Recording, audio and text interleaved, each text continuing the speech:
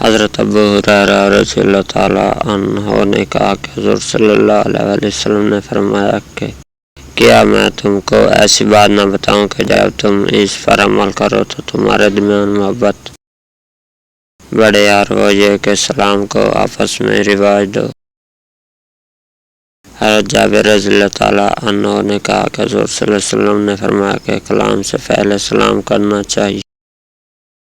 حضرت عبداللہ رضی اللہ تعالیٰ عنہ سے مروی ہے کہ حضور صلی اللہ علیہ وسلم نے فرمایا کہ سلام میں فعل کرنے والا غرور و تکبر سے پاک ہے۔ حضرت ابو ہریرہ رضی اللہ تعالیٰ عنہ سے مروی ہے کہ حضور صلی اللہ علیہ وسلم نے فرمایا کہ جب کوئی تم میں سے کسی مجلس میں پہنچے تو سلام کرے، پھر اگر بیٹھنے کی ضرورت ہو تو بیٹھ جائے، اور جب چلنے لگے تو دوبارہ سلام کرے۔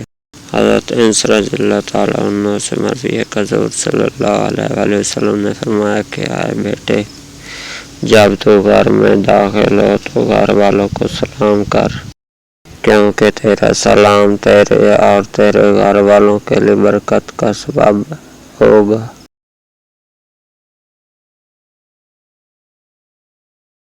حضرت جابر رضی اللہ تعالیٰ عنہ سے روایت ہے کہ حضور صلی اللہ علیہ وسلم نے فرمایا کہ اگر تمہاری ملاقات بعد مذہبوں سے ہو، انہیں